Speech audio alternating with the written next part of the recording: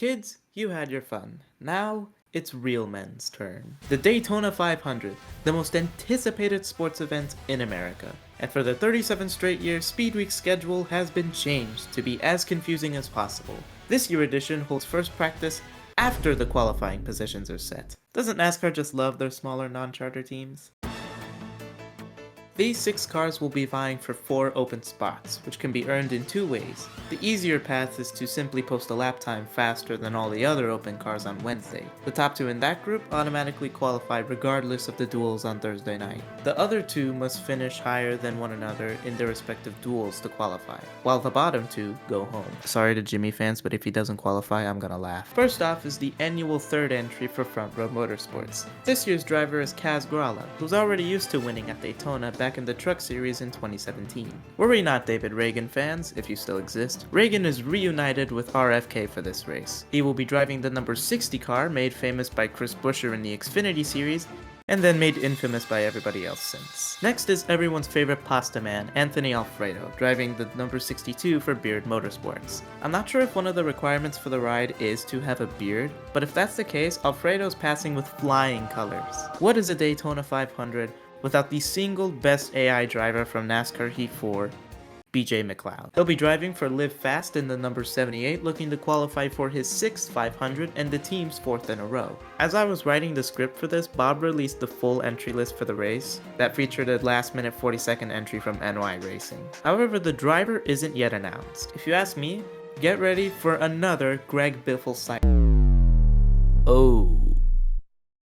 Never mind. Finally, we have former IndyCar driver Jimmy Johnson. Suffice to say, last year's partial schedule didn't go as planned. This year, Johnson's hoping to improve for his own team, Legacy Motor Club, with his own open entry as the first of 9 slated races this year. As someone who grew up watching him win all the time, this is 9 races too many. When it comes to the Daytona 500, pole position is a yearly reminder of who's not going to win the race. It is a spot so cursed that the last time the pole sitter won the 500 was 2000 with Dale Jarrett. For the past decade plus, Hendrick Motorsports has all but locked up the front row, and Chevy has won the pole every year since 2012. Alex Bowman stands out as the frontrunner for this, as he's won 3 of the last 6 poles for the race. He's also started at least 2nd the last 6 straight years. How has he performed in the race?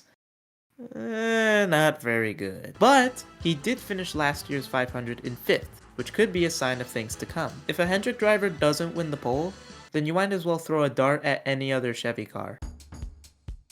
Now, the race itself can be a bit of a toss-up as far as predictions are concerned. This race can make one-hit wonders and still elude champions like Kyle Busch. Winning a super speedway race relies on perfect patience, timing, and positioning. The chess master by far is Denny Hamlin of Joe Gibbs Racing, who has won the race 3 times in the past decade, 2 of those being the 2 closest finishes in Daytona 500 history. So long as he has a running engine by the last lap, he's got a chance. Hamlin's own team, 2311, also has 2 strong drivers in serious contention. Tyler Reddick just came off the team's first round of 8 appearance, but the highlight of the team in super speedways is Bubba Wallace, whose first win came at Talladega. Bubba finished 2nd in the race in 2022 and is coming off his best statistical season apart from wins. Now, despite their qualifying performance, Hendrick cars are usually not there at the very end. It's now when we realize that the last 2 Chevys to win the Daytona 500 are Austin Dillon and Ricky Stenhouse Jr., and especially considering the slightly concerning winless droughts of Alex Bowman and Chase Elliott,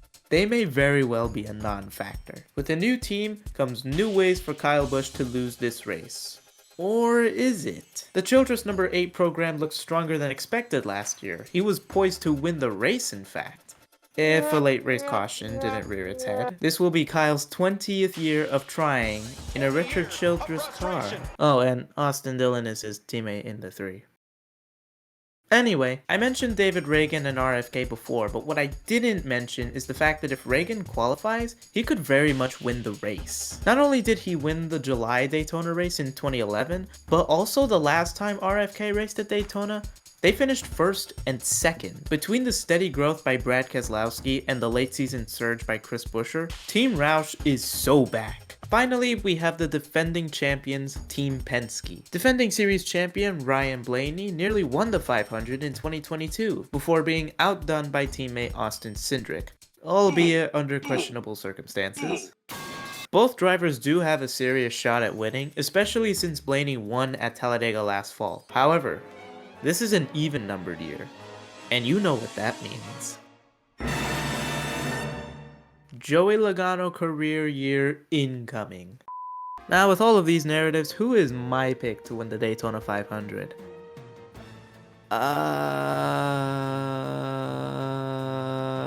Ty Gibbs.